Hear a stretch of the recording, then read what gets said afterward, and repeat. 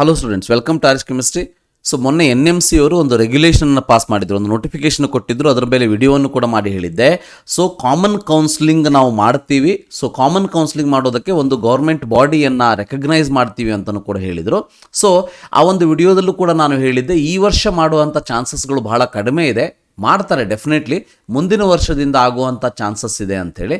So ಅದರ ಒಂದು ಹಿಂಟನ್ನು ನಿನ್ನೆ NTR ಅವರು ರಿಸಲ್ಟ್ ಆದಮೇಲೆ ನೀಡಿರುವಂಥ ಒಂದು PDF ಅಲ್ಲೂ ಕೂಡ ಇದ್ರ ಬಗ್ಗೆ ಕ್ಲಿಯರ್ ಕಟ್ಟಾಗಿ ಹೇಳಿದ್ದಾರೆ. ಸೊ ಒಂದು ಹಿಂಟನ್ನು ಕೊಟ್ಟಿದ್ದಾರೆ. ಇಲ್ಲಿ ನೋಡ್ಬೋದು, ಕಾಮನ್ ಕೌನ್ಸಿಲಿಂಗ್ ಈ ವರ್ಷದಿಂದ ಇಲ್ಲ ಅನ್ನೋ ಒಂದು ಕನ್ಸಿಡರೇಷನನ್ನು ಇಲ್ಲಿ ನೀಡ್ತಾ ಇರುವಂಥದ್ದು. ಓಕೆ, ಸೊ ನಾನು ನಿಮಗೆ ಇಲ್ಲಿ ಓದಿ ತೋರಿಸ್ತೀನಿ ನೋಡಿ.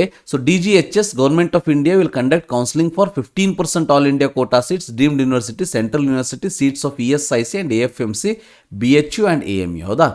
Candidates may visit the website www.mcc.nic.in for further information ಅಂತ ಇದೆ.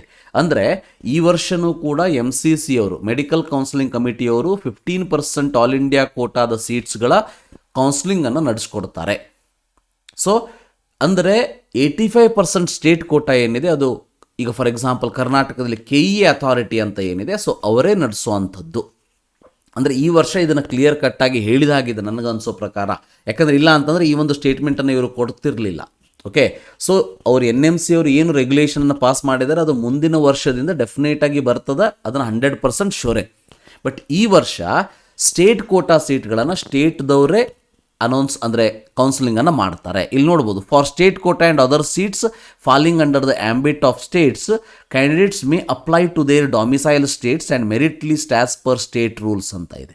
ಹೌದಾ? Based on the all India rank will be prepared by concern counselling authorities.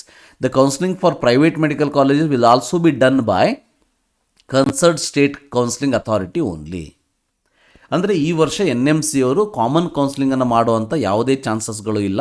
So ಯಾಕಂದರೆ ಡೆಫಿನೆಟಾಗಿ ಅವರಿಗೆ ಪ್ರಿಪೇರ್ ಆಗೋದಕ್ಕೆ ಸ್ವಲ್ಪ ಟೈಮ್ ಬೇಕಾಗ್ತದೆ. ಕರ್ನಾಟಕದಂಥ ರಾಜ್ಯದ ಒಂದು ಡಿಫ್ರೆಂಟ್ ಕ್ಯಾಟಗರಿಯಲ್ಲಿ, ರೂರಲ್ ಬೇರೆ, ಕನ್ನಡ ಮೀಡಿಯಮ್ ಬೇರೆ, HK ಬೇರೆ ಅಂಥೇಳಿ, ಸೊ ಒಂದು 100 ಕ್ಯಾಟಗರಿಗಳು ಇರೋದಕ್ಕೆ ಅದಕ್ಕೆ ಪ್ರಿಪರೇಷನ್ ಬೇಕಾಗ್ತದೆ, ಹೋಮ್ವರ್ಕ್ ಬೇಕಾಗ್ತದೆ. ಸೊ ಅದಕ್ಕೆ ನೆಕ್ಸ್ಟ್ ಇಯರಿಂದ 100% ಮಾಡ್ತಾರೆ. ಬಟ್ ಈ ವರ್ಷ ಯಾರೂ ಕೂಡ ತಲೆ ಕೆಡಿಸ್ಕೊಳ್ಳೋಂಥ ಅವಶ್ಯಕತೆ ಇಲ್ಲ.